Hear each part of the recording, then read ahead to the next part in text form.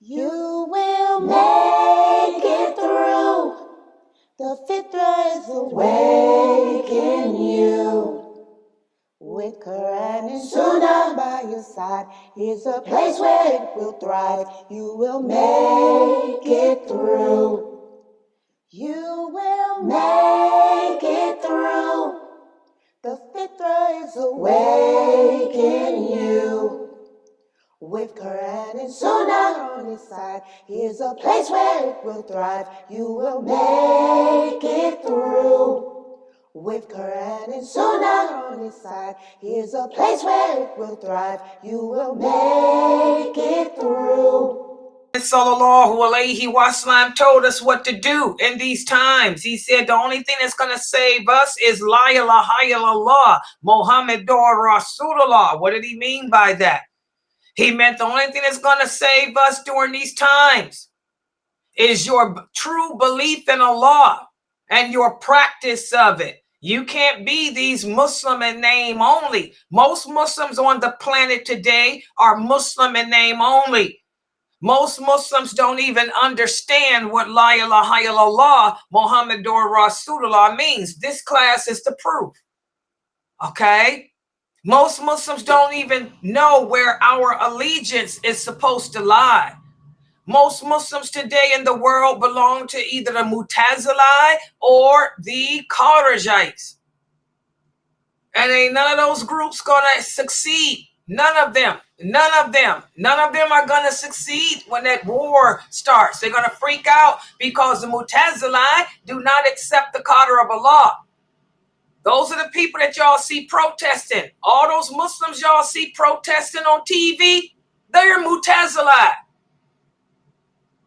Because the Muslims of the Sunnah we know better than that. We know that Allah is in control. We know that Allah is the one that has the power. We know that nothing happens unless Allah wills it. Allah is the one that sent this war. He already told us he was going to do it, and how, and why, and when. Not when, but how and why. And out of his mercy, he told us how to behave. And he didn't tell us to go around protesting his decree. The simple fact that you see all those Muslims on TV and all around the world protesting, they're protesting the qadr of Allah. Those are your Mu'tazila Muslims. And they're not going to pass the test when the war reaches the shores of their land, because it will. It will reach, like the Prophet said, there will be no place on this planet that will not be at war.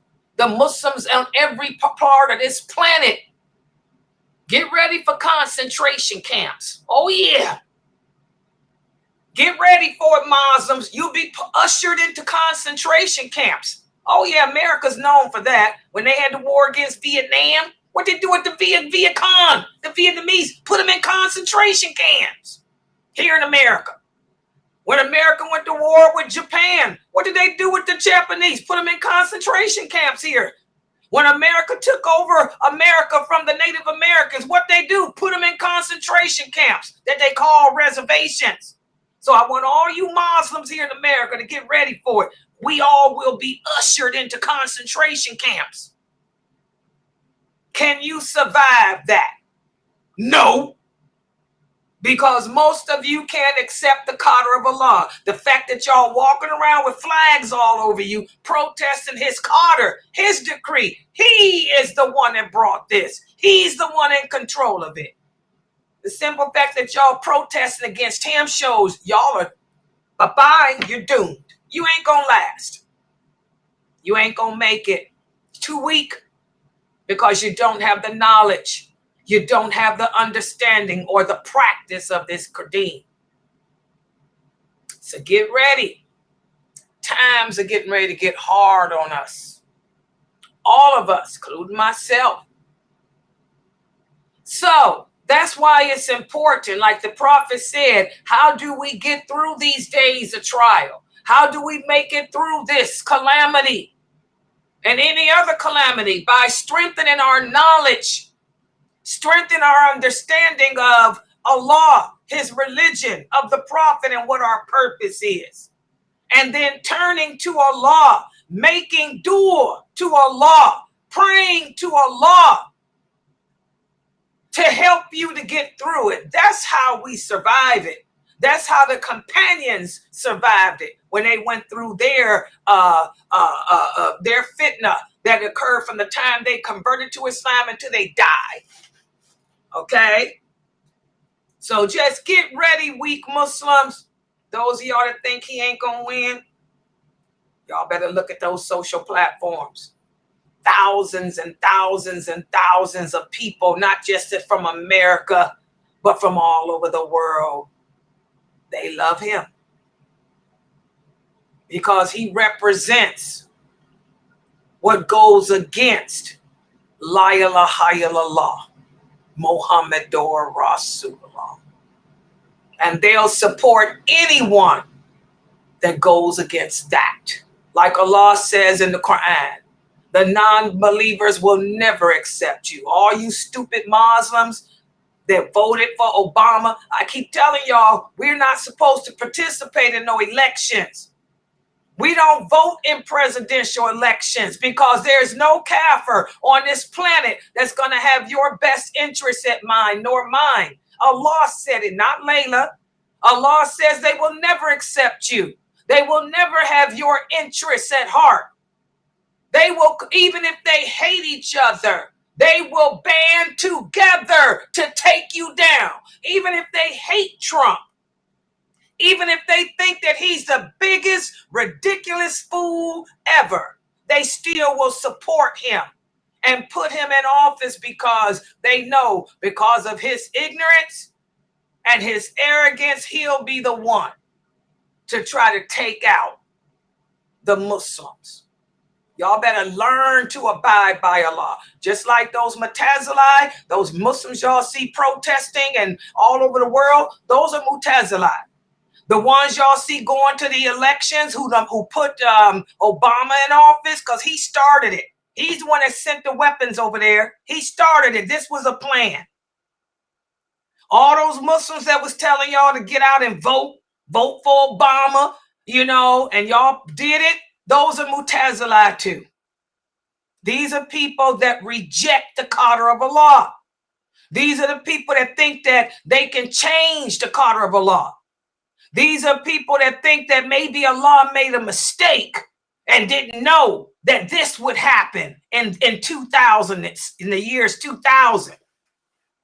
They got some serious problems, those Mutazilai. Keep telling y'all, you got to be careful who you listen to in this religion. If they're not backing what they say up with clear proof from the Quran and the hadith of the Prophet, if they're sitting there changing the laws of this religion, y'all following nothing but the Antichrist, the false Antichrist that will appear before the original one. We got a lot of them today. So that's why this class is important. And for this class, we've been speaking about the power of the internet. The internet is a technology that comes from Allah. Allah is the one that gives us knowledge of his technology. So Allah is the one that brought, just like he brought the war, not the Zionists, Allah did. Well, Allah also brought this technology to us. He introduced us to this technology. And there's good in it and there's bad in it. You can go to social media and see the good in it. The good in it is you're allowed to get your message, get your opinion to people around the world in one sitting, just like Trump's son is doing right now. Trump's son has got that live going. Boy, is it amazing. He got people from all over America, every part of the world, and he's putting his propaganda out, his message out.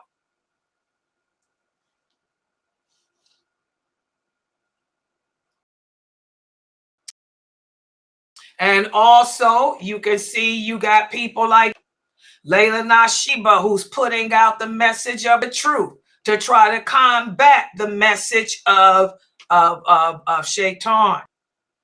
So, that's the good about the internet. You can connect to people from all over the world. You can connect to people from all over this planet and get your ideas out. Okay, but there's also a lot of bad in the internet too. And that's what we have been focusing on. We've been focusing on the bad of this internet, the challenges that it can present to us Muslims. So today what we're going to do is continue this discussion of the challenges that the internet subjects us Muslims who are trying to practice Islam. And by the way, sister, do I have Mina or one of the moderators here? I was going to do it. Okay. Please take care of that ASAP.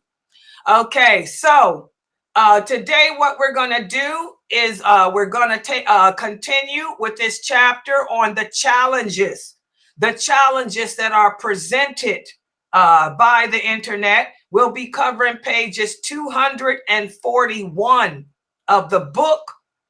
And let me put it up on the screen now. Hold on. Because I forgot where I went. I think it's 241 to 246. Yeah, tonight we'll be covering pages 241 to 246. I'm getting ready to show my 246. Let me share it. Give me a second to share it with you.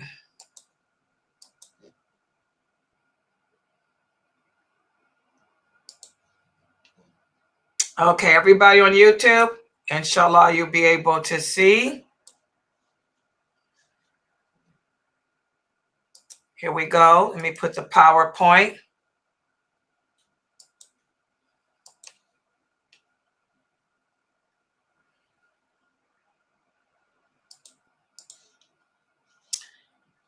Yeah, and keep your eyes out because we're gonna get a lot of that, a lot of the Kharijites and Mutazilai coming in here. Okay, so everybody look at the screen, inshallah. Everybody can see this. And these are the pages we'll be covering today in the book, Diluting Wala Wal Bara. This is the masterpiece put together by Sheikh Karim Abu Zaid. This is part of the Right Belief System. We are in volume 3 of the Right Belief System. This is the trilogy, the Unveiled Trilogy. Make sure you guys go to Amazon. You need to buy all 3 books. The books are $19.99, but this one is the one we're in the last of the trilogy, which is volume 2 of Diluting Wala Wal Bara. Make sure you guys go to Amazon and pick it up. All the money, all the profits that is made from Amazon, it goes to support Sunnahfollowers.org, which is the international online school that Sheikh Karim Abu Zaid has put together. And you Muslims in America, you need it because we need to get our kids out of the secular school because the secular schools are destroying our children.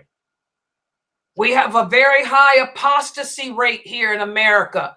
Our children are raised Muslim. Then when they reach puberty, we lose them because we've exposed them too much to this non-Islamic culture because we're out working, making money to try to give them a good life. And so we're leaving them in the hands of television and the Kafir schools, which are indoctrinating them with their ideology that contradicts and opposes ours. So please go to the Amazon and buy the books because that $19.99 is needed to keep the tuition down because the tuition is not that high for online school at Safa USA. And the way they can keep it low is through the books, the money that's made from the books that Sheikh Karim has written. So please buy them on Amazon. Okay, today we'll be covering pages 241. I want everyone to take out their books. I want you to have me on the big screen TV so your children can watch. Go to YouTube and put it on channel Sunnahfollowers or my name, Laila Nasheeba. so the kids can take notes. And I want the parents to use your phones to take screenshots of the PowerPoint so you can print them out. And when you print them out, staple them together and then attach them to pages 241 of the book. So that way you will have my explanation of these pages. Okay, so we're going to speak about the challenges faced in online interaction. And there's so many of them, but we're going to key in on one challenge in particular known as the echo chamber. I don't know how many of you have heard of that term. I have. It's an internet term. It's called the echo chamber. We're going to talk about that. Well, let's start off first. As Muslims, we face unique challenges when we come together, when we turn on our computers or we open up our cell phones. We face unique challenges when we come in contact with others. And those challenges can impact the way we practice and adhere to Wala Wal Bara, and Wala meaning our allegiance, the people we interact with, the websites we interact with, the people that we listen to can impact whether or not our allegiance is truly to Allah, truly to the Prophet Muhammad, truly to the religion of Islam and to each other. Because if it's not, I'm telling you, we're going to end up with a lot of problems. And the number one problem is the spread of misinformation and the misrepresentation of our religion. This is number one. Right now, as I am sitting here teaching you Islam, you guys see I use PowerPoint because I got everything I teach you is based upon Quran and Sunnah, and I'm qualified to teach. I study from real scholars. I'm not one of those self-made people that's got a problem. Okay? But most people, are not qualified to talk about this deen because they don't understand it. They haven't studied it. They have not learned from the true people and knowledge. Many of them have learned from Mu'tazila. Like I tell you, there's a lot of Mu'tazila on the internet. So the religion of Islam is misrepresented. And a lot of you suffer with confusion, just like you women. A lot of you sisters are confused about when your period ends because you've been told by so many men that you, after the third day or the fifth day or the seventh day, you start praying. And that's not true. You don't pray until your period has ended completely. It doesn't matter how many days. As the Prophet Muhammad said, the woman's menses is not determined by the amount of days. It's determined by the blood. So that's an example of misrepresentation of Islamic beliefs. Another example of misrepresentation. A lot of you sisters have been told that you cannot leave your home and be attractive. That when you leave your home, you have to be ugly, dirty, filthy looking. The dirtier, the uglier, the better. How many of you have been told that? The uglier, the better. Put on a pink hijab, a purple abaya, and green shoes, and you good to go. Or some of you were told don't wear colors at all. You have to walk around in black, dressed in nothing but black. And cover your face and your hands with gloves, even though it's 100 degrees outside. This is another example of the spread of misinformation, misrepresentation of the religion. The internet allows you to put your ideas, your opinions, your thoughts out there to others. And that's the danger that we're facing today. Good speakers, handsome men with beautiful beards who have charisma. All they got to do is turn on their computer or their cell phone, speak with a beautiful voice, And they hold you women in their hands. They can make you women believe anything, and they don't have to use no evidence, which they don't. They don't use no verses from the Quran, no hadiths. They use fatwas. We're in the days of the Ruwaybida. The Ruwaybida, they adapt fatwa, which is their opinion over the Quran and the Sunnah. So this is one of the number one challenges that we face on this internet, the spread of misinformation about Islam, which leads to confusion, not only amongst the non-Muslims, but the Muslims themselves. And what happens? Confusion is a bad thing. That's why Allah speaks about the importance of seeking correct knowledge in so many verses of the Quran. And that's why you'll find so many authentic hadiths where the Prophet emphasized to the companions the importance of verifying any information that you receive about this deen from anyone. Because confusion can create a barrier to the unity that we're supposed to have. Confusion can cause us to reject what Allah says. Subhanallah. And that's where we are today. That's why Allah has sent this war. He said he will send it when the Sunnah becomes abandoned. The Prophet Muhammad told us when the war against Islam would happen. He said, when my Sunnah becomes abandoned and replaced with fatwa, that's when you know you close to that. When the Ruwaybida appear and they speak about all the politics in the world, but they don't know the basics. They don't know what's lawful. They don't know what's unlawful because they don't know my Sunnah. So he told us when those days appeared, know that the war against Islam is close. Well, it's here. It's already happening. All it's going to do is spread to every part. Okay. So knowledge, correct knowledge is important. Also, another challenge that we face here on the internet is division. Division that comes as a result of the echo chamber. Now, a lot of people may ask, what is the echo chamber? For those of us who've been around for a long time, I've been on this internet since 1986. Okay. I used to be an IRC op, I created my website was the first website created using voice technology. I was there before Pale Talk. I was there before Freetail. I was there before all of that. Okay. So I know what the chamber effect is.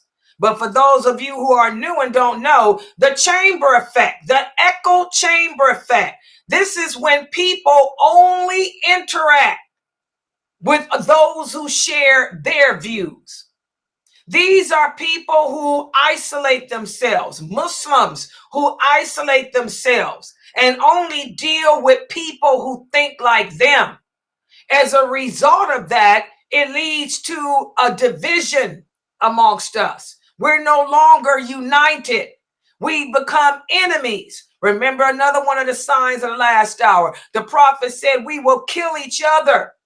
Muslims will kill each other. We will slander each other. We will destroy each other. We will hate each other. Why? He said, because of our ignorance of the religion and our deviation away from Wala Wal Bara. That's all part of the Shahada. And it's happening now. We're intolerant towards others.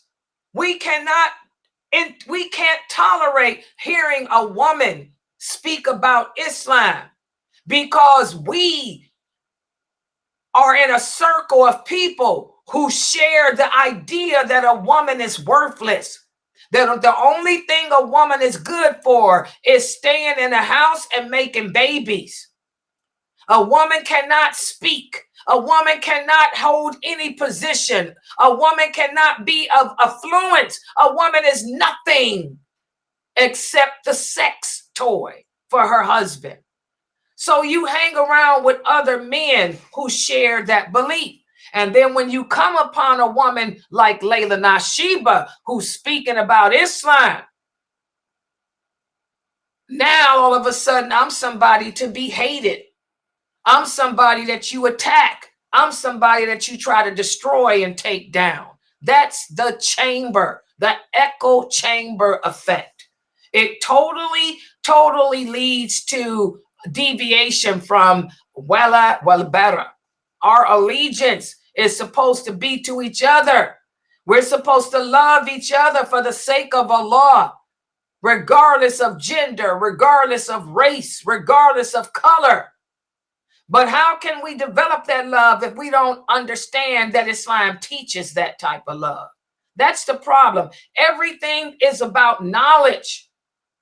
A lot of these people that are in those echo chambers, they don't have the knowledge, the true knowledge and understanding of the religion. They only know what they were taught. Also, another challenge that we face on this internet is cyberbullying and harassment. Oh, yeah. And this includes Islamic phobic attacks, hate speeches, attacks against Muslim women, harassments. For a person like myself, when I go live to stream my live classes, people come into my stream and start typing all kind of crazy stuff, to attack me. That's a form of harassment. That's also a form of cyberbullying, okay? You're creating a hostile environment for Muslims online, okay? You're trying to work to do everything in your power to keep our message from being received.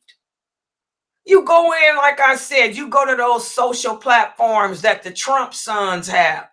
He ain't got no cyber bullies. That's what I was shocked at.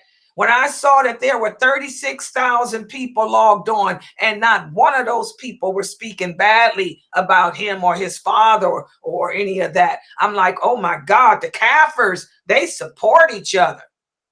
The Kafirs don't harass each other. The non-Muslims don't cyberbully each other. But then as soon as I left there and logged on to my stream to do my class, what happened? I had to have Mina get on it because I had Muslims coming in here trying to cyberbully me, trying to harass me. So again, that part of the Prophet Muhammad, sallallahu alaihi wasallam's prediction is true. That sign of the last hour is here. We will attack, kill, and destroy each other. Not the kafir. We'll attack, kill, and destroy each other. That cyberbullying, that harassment. And this is also contradiction to the principles of allegiance and disassociation. Islam teaches us that we're supposed to respect each other and protect each other's dignity. Islam teaches us that anyone who declares La ilaha illallah, Muhammadur Rasulullah, their honor, their life, their reputation, their property is sacred. But we Muslims don't care. Okay? And lastly, another challenge that we meet on this internet that is a negative is moral and ethical concerns. Exposure, like we talked about yesterday, exposure to inappropriate content, the pornography, the dating websites, the chat rooms where men and women can go in and get to know each other, and next thing you know, they want to be together and all of that. That contradicts our Islamic teachings. Again, this contradicts Wala Wal Bara. We're supposed to disassociate from anything that contradicts our morality, our belief system. So these are some of the challenges that we meet on this internet that are bad. You know, the cyberbullying and harassment. And you will find out as a Muslim, it comes from more Muslims than non-Muslims. That's what I experienced. The non-Muslims don't bother Laila Nasheeba.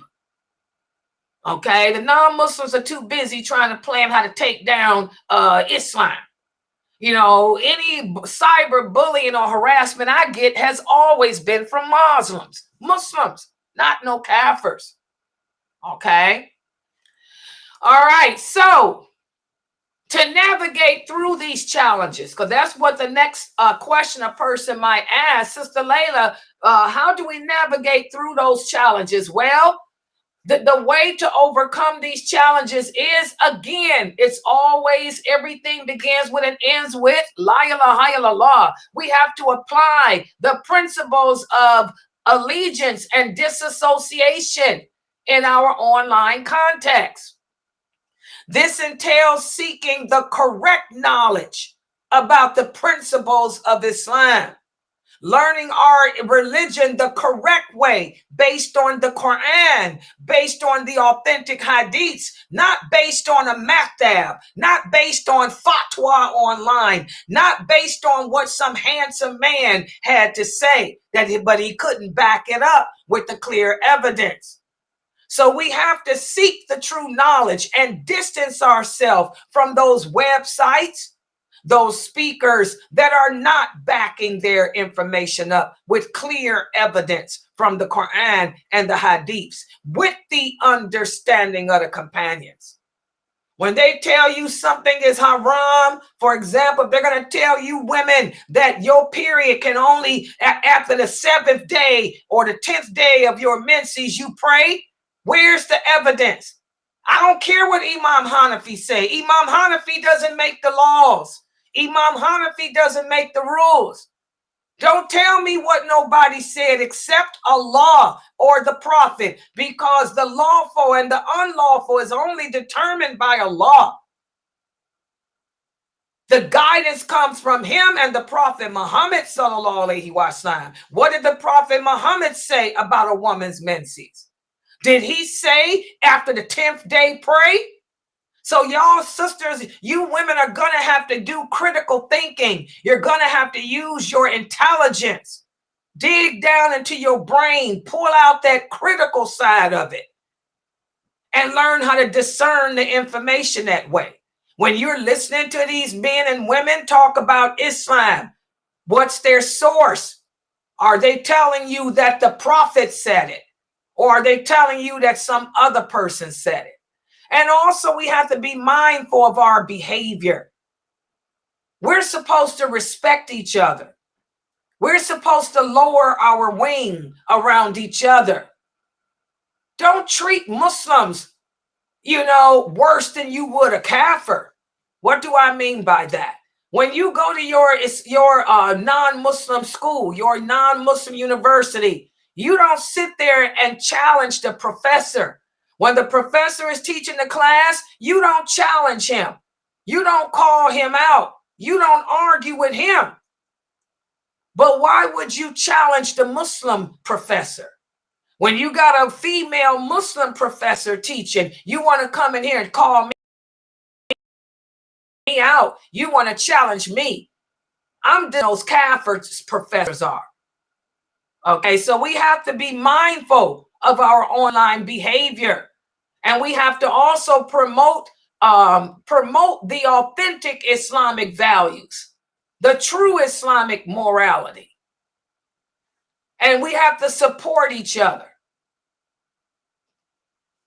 Okay, but again, that brings us to the question. Everybody asks, well, Sister Laila, how do we know if the knowledge we're seeking is authentic? Again, there's only two sources.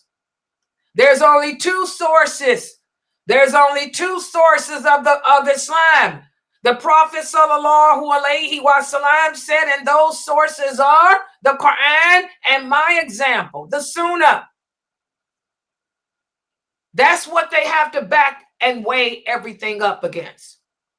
And also you can seek true knowledge by consulting with reputable people of knowledge. And how can you tell if those people are reputable? If they answer you based on Quran and Sunnah, you know that they're reputable. If they don't, they're not. It's real simple. The Quran and Sunnah is everything. The Quran and the Hadiths are everything. Are they quoting Hadiths, man, or a fatwa? Real simple. Are they telling you what Ibn Abbas said? Are they telling you what Aisha radiallahu anha said? Or are they telling you about what somebody else said? You know, so that's the easy way. And also, when you do find an Islamic platform on the internet that does teach the correct way, you need to promote it. For example, this website, Sunnahfollowers, we've been along. We ain't new. My website ain't new. I told y'all I was the first to use voice technology. You can Google it. This website's been around since 1986. That should tell you something. How the heck can a website be on the internet teaching Islam since 1986? Evidently, it's under the protection of Allah. That should tell you something. Evidently, the information must be accurate. That sister been here since 1986. So evidently, she must be doing something right. The teachers on that website, they've been lecturing since the 1990s, the early 2000s. That should tell you something about them. They still around. And we don't get paid for this. We don't have the YouTube hits that those other people have because we've been doing this in private, and meaning not on YouTube since 86. We went on YouTube 3 years ago. And we still ain't got the hits that them other people have. So we doing it for the sake of Allah. We're not doing it for fame. We're not doing it for money. We're old people trying to make our way to the grave and be successful in the grave. These young people looking for fame, looking for money. So you need to promote those online platforms that are authentic. Okay? And also another way, again, to navigate the challenges of the internet is to always use your critical thinking. That's why I'm always telling you, sisters, dig down deep. The Prophet sallallahu alaihi wasallam said one of the types of people that Allah hates is a narrow-minded person. Too many of these Muslims are narrow-minded. The Prophet told the companions, you have to be able to look beneath the surface of things. Everything that glitters is not gold. So you sisters are going to have to use your noggin, use your brains, and avoid being swayed by other people who promote propaganda or false information. Verify what these people are promoting. Verify their sources before you share or you spread them online. And also, another way to navigate the challenges on the internet is to always seek support from other Muslims and communities that can help you to navigate the challenges. You know, remember the Prophet Muhammad sallallahu alaihi wasallam told us that the biggest weapon that we have against shaitan is each other. You know, so seek support, you know, from other Muslims. And now what I want to do, because what Sheikh Kareem Abu Zayd does now in his book, he speaks about the echo chamber. And I'm so glad he put this in the book. So glad. First of all, again, what is an echo chamber? An echo chamber refers to an online environment or a social media platform where people are only exposed to information, opinions, and perspectives that go with their beliefs and views. Y'all understand that? What's another word for this? You guys have heard me refer to it, blind following. Y'all remember I used to tell y'all about blind following. Don't sit there and blindly follow people. A lot of Muslims think that blind following means to only have one teacher. By the way, That's what the idiots did to try to destroy my website 10, 15 years ago. They would tell the women, why y'all listening to her? Y'all are blindly following her. You need to listen to other people. That's an idiot. What does it mean to blindly follow someone? Okay, we're going to talk about that. But this is what the echo chamber refers to. These are people who only interact with others who share their beliefs. This can be very harmful because it leads to a lack of critical thinking. It leads to a rejection of diverse perspectives. How can you accept people from other parts of the world if you've never been exposed to them? A lot of you African Americans can relate to that. A lot of you Africans can relate to that. People look at you in a bad way. They think that you're less than them. Many of them, you know, they learn this from these echo chambers. Okay? We have to avoid that. I want you guys to pay attention to this verse of the Quran here. Allah says, in the interpretation of the meaning, O mankind, indeed we created you from male and female, and we made you peoples and tribes so that you can get to know one another. And the best of you in the sight of Allah is the one who is most righteous. So look at that. Even in this verse of the Quran, Allah is speaking against the echo chamber. This verse highlights the importance of diversity and understanding. You know, we need to not sit there and just hang with people who are like-minded like us and expose us to just one way. One way. By knowing and understanding other people's differences, this is how we strengthen our relationship with each other. This is how we exhibit tarbiyah. This is how we become a brotherhood and a sisterhood. And this is something that we lack today. You go to the average masjid, what do you see? The Arabs sitting on one side of the room together. The Bosnians on another side together. The Nigerians on another side together. Okay, you know, the Pakistanis on another side together. Why are you limiting yourself like that? I was just speaking to my mother yesterday, subhanAllah, you know, and one of my brothers, you know, his wife is Palestinian. And their kids are, you know, my mother was telling me that how she was going to tell my brother. She said, I'm going to tell your brother. She said, and when you talk to your brother, you tell him, I know the kids are active in all those Palestinian events that they do at the mosque, because their mosque is basically Palestinian too. And, you know, the Palestinians, they have their little get-togethers and all of that. And my mother was saying, but those kids need to be exposed to other people too. She said, you tell your brother that he needs to bring those kids, you know, around Muqtars in their mosque, you know. She said, you know, bring them to our mosque. She said, because the kids need to be exposed, you know, to other cultures than the Arabic culture. And I agree with her. I said, you're right. I said, I bet those kids ain't never been to our mosque, Mom. I said, I'll tell my brother when I talk to him, you know, bring those kids to the gathering that we'll be having at our mosque. You know, you want the kids to be diverse. It's good to know their culture, but you need to know other cultures too. We're supposed to reach out and be brothers and sisters to each other, you know? Listen to this hadith. The Prophet, and this is about the blind followers. The blind followers. The blind followers. What's a blind follower? A blind follower does not mean that I have just one teacher, so I'm blindly following her. No.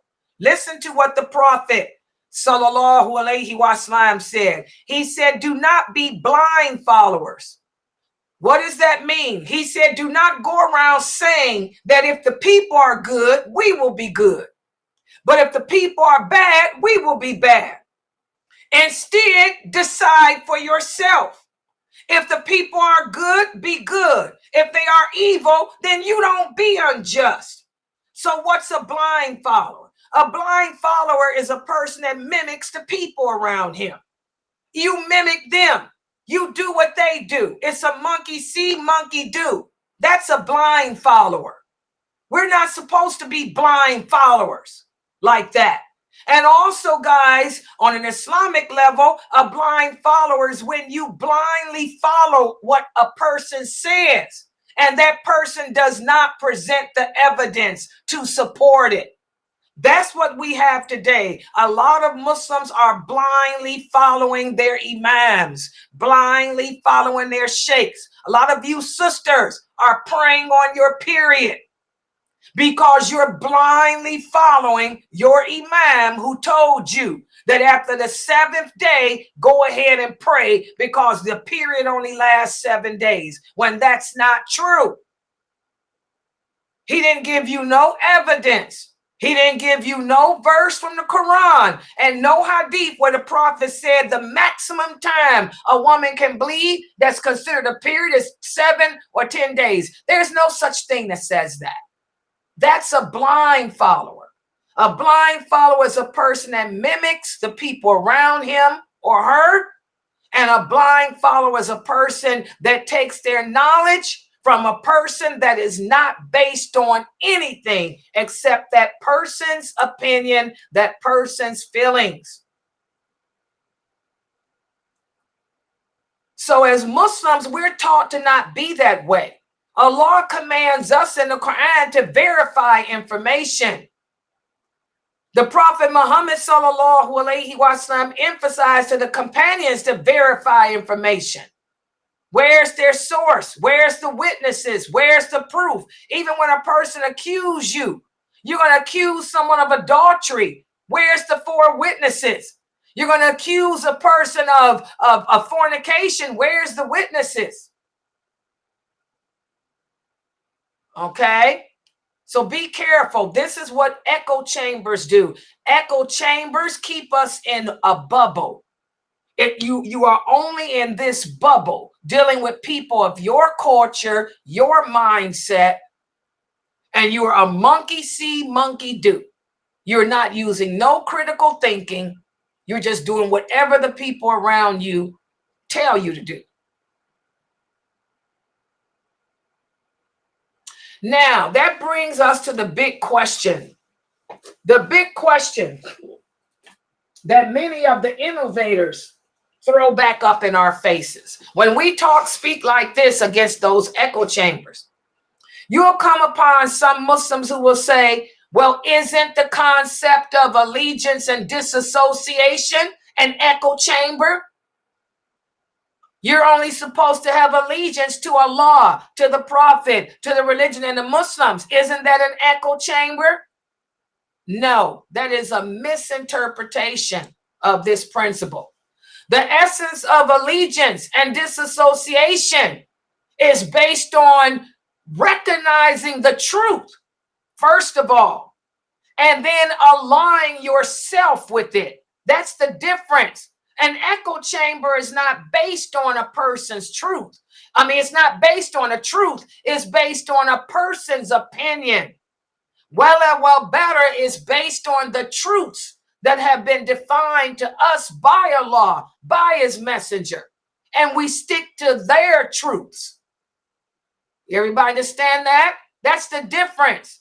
And once a person has recognized the truth as determined by Allah and his messenger, then we follow it. That's not blind following. I'm doing what Allah commanded me to do, what the Prophet sallallahu alaihi wasallam illustrated for me to do. And I'm going to cling to it. That is the difference. Echo chambers are based on opinions and feelings, truth, and adhering to it. Okay?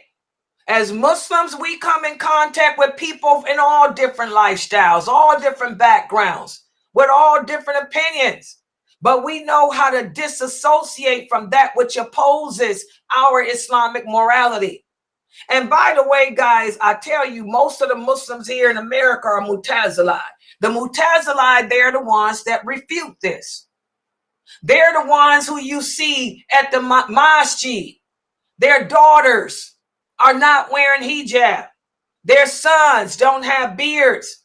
These are the children that we see today that's walking around with the Bible in their hand. And I'm like, why? You're a Muslim. What are you doing with a Bible? Oh, I need to learn about the Bible so I can know how to address, the Astaghfirullah. No, the Bible doesn't exist. First of all, the Bible doesn't exist. Allah took it off this earth when he replaced it with the Quran.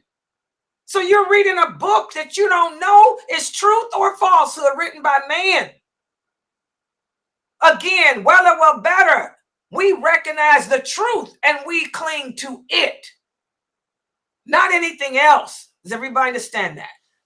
So again, this is how you can recognize. I'm trying to show you guys also how to recognize who the Mutazilai are that you're around. They're the ones whose kids are doing that crap. Oh, I want my daughter to blend in. I'm not going to have her wear the hijab yet. How many of you sisters hear other sisters say they got a daughter that's 7, 8, 9 years old? And you're like, why come she doesn't have a hijab on? Why is your daughter wearing shorts? Oh, I want her, to experience other ways of life, other cultures. I don't want her to grow up and say that she doesn't know what it feels like to have a shorts on. No. These Mutazila, they totally misconstrue the meaning of Wala Wal Bara. No. We distance ourselves from any values or morals that contradict Islam.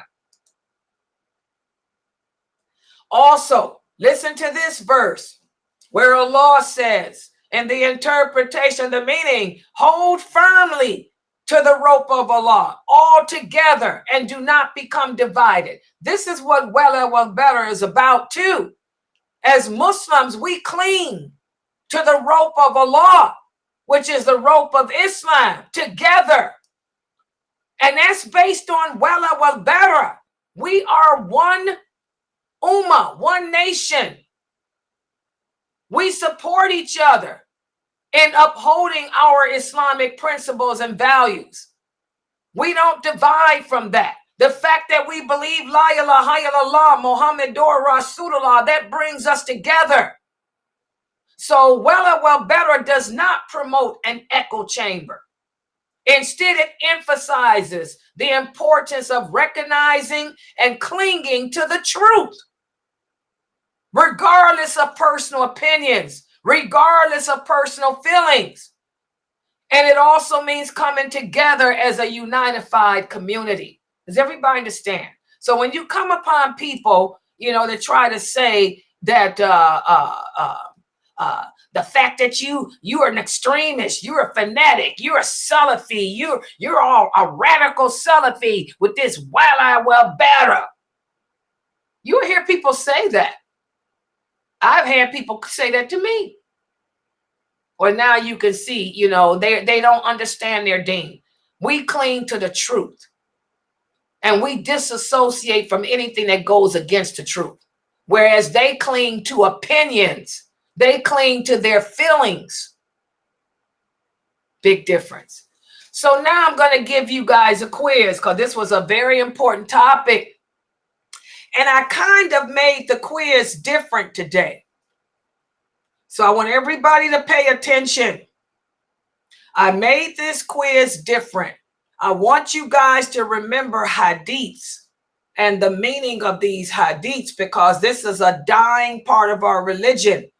This is how we know that the war is here, because right before the war comes, my sunnah will be abandoned, forgotten, replaced with fatwa by the Ruwaybida. So let me test you on what we discussed here with the hadith. Let's see. First question. We have the hadith where Abu Huraira radiallahu anhu tells us how the Prophet had entrusted him to be in charge of the zakat. And a man came to him and began to steal some of the food.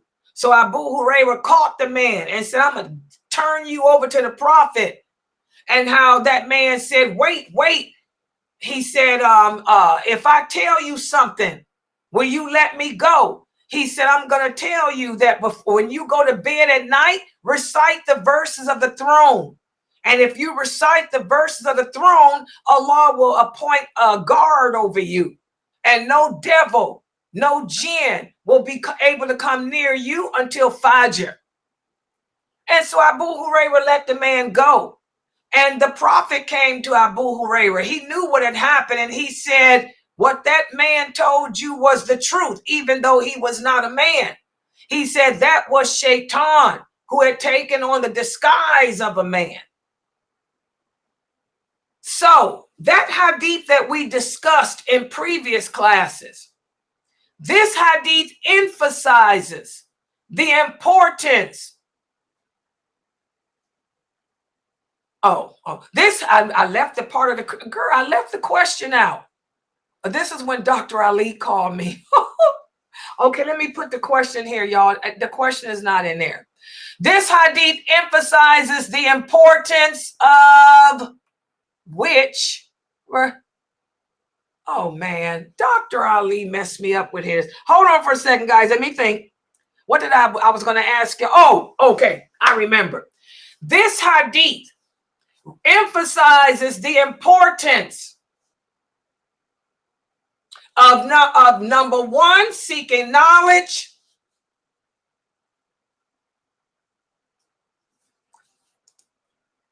Oh God, I forgot the question I had for y'all guys. I'm sorry.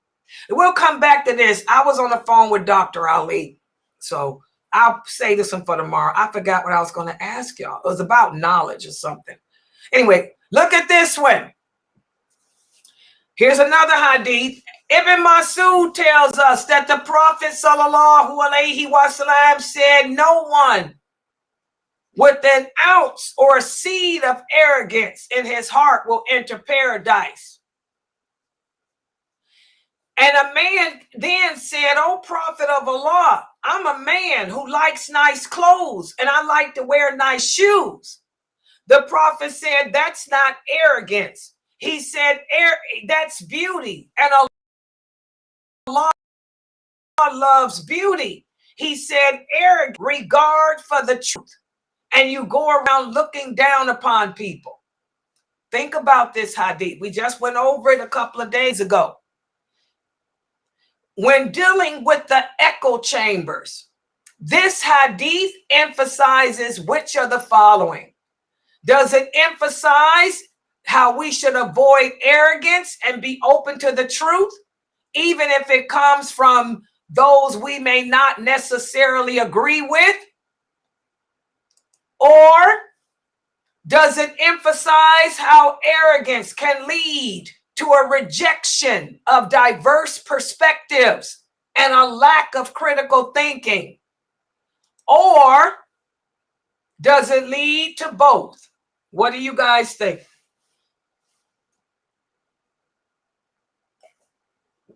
What do you guys think?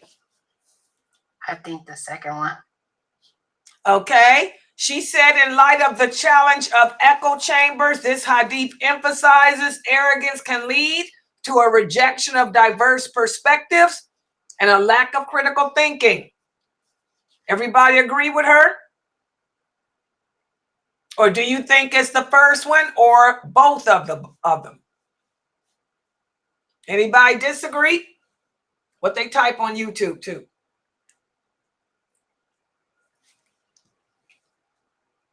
They said all of above.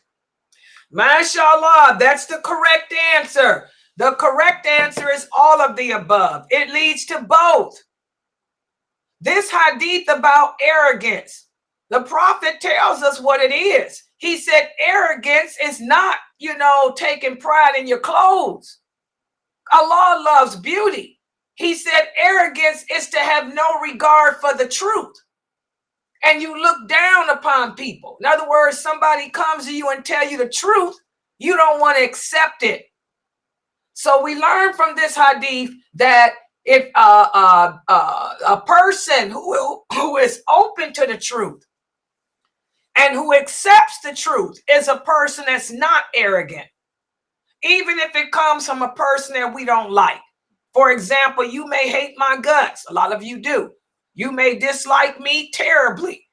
But if I'm going to tell you, astaghfirullah, sister, you cannot show your neck. You have to cover your neck. You cannot go out the house with your neck and ears out. The Prophet sallallahu alaihi wasallam said, the Muslim woman, the only thing that can be seen of her is this and this. And he pointed to the face and hands. So I've given you the hadith. You may not like it, like me, but you accept it. But even though I give you the dalil, you want to argue with me? That's an arrogant person. What about this one? How does Islam define arrogance? Does Islam define arrogance as taking pride in the neatness of how you look? Or does Islam define arrogance as looking down on others? Or does Islam define arrogance in taking pride in what Allah has given you and being thankful? Or is all of the above examples of arrogance? What do you guys think? Looking down on others. Okay. I agree. Anybody else? Everybody agree? What they put on YouTube? YouTube? They saying looking down on others. Exactly. Good job. All of you got it right. So the simple fact that I like the way I look, and when I leave the house, I'm going to make sure that I'm neat, I'm clean, and that I'm attractive. I'm a Muslim woman. I still want to be attractive because Allah loves attractiveness. Remember, our mission in life is to please Allah, not any human being or anything else. So I'm going to make sure that I'm covered properly, that I don't stink, that I'm matching, and that I'm neat in my appearance. That's not being arrogant. And I take pride in the fact that I can get into my beautiful SUV and drive where I need to go with my Gucci bag. You know, and I thank Allah for allowing me the ability to do those things. That's not being arrogant. That's taking pride in what Allah has given me and being thankful to Allah, because a lot of women don't have an SUV to drive. A lot of women don't have a Gucci. A lot of women don't have the ability to do anything. So we should always be thankful to what Allah has given us. So that's not arrogance. Good job. Last question. This is a little difficult.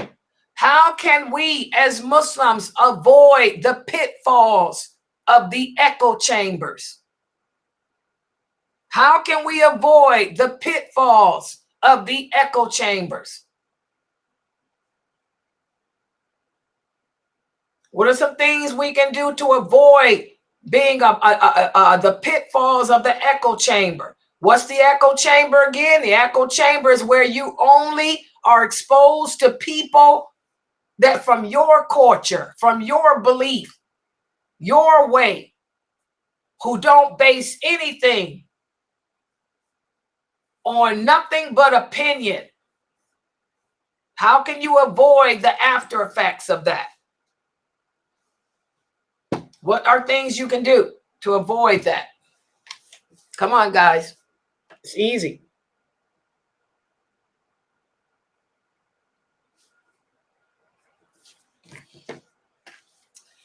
Okay, one of the brothers here is type, learn the religion. Exactly, that's number one. Learn the religion and its truthfulness based on the Quran and Hadith. That's important. Make sure that whatever, even if you are in an echo chamber, make sure that whatever the person who is leading that chamber is presenting to you is based on Quran and based on the authentic Hadith, not his or her opinion or his or her misconception. Good job. What's another thing you can do to avoid the pitfalls? Good job. Good job. Another kid here type, go to the mosque. Exactly. Go to the mosque. You don't want to just surround yourself with one group of people. Go to the mosque and get to know the African Americans in your community. Get to know the Pakistani brothers in your community. Get to know the brothers in your community from Trinidad. Go out and hang out with them, eat with them, spend time with them. Learn about their culture. Learn about how their culture differs from yours. Good job. This will keep us from making a mistake of becoming narrow-minded. This will keep us from falling in the category of a blind follower too. Good answers, brothers. Good job, Sakina. The same thing Sakina's typing. Good job, Brother Zahir. Learn from the correct books and methodology of the people of the Sunnah. And their methodology is based on what Allah says and the Prophet, with the understanding of the companions, not the understanding of anyone else.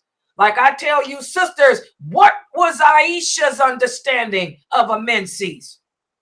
Did Aisha say that a menses only lasts a few days? What understanding did Salama have?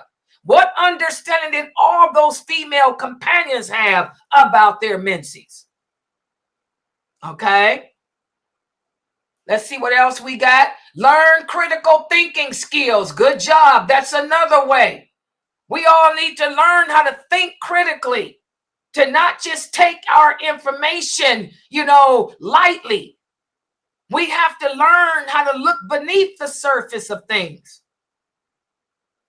Good job, Israel. Don't isolate yourself from the people of knowledge. Surround yourself with people who know this religion and learn from them. Don't try to argue with them. Don't try to debate with them. Learn from them. Good job. Let's see what else we got here. Good job, Brother Zahir and Sister Sakina, Isra. Also, Jamila said, have knowledge of what the people are talking about.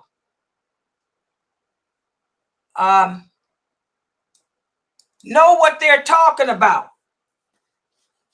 Don't just take everything at face value.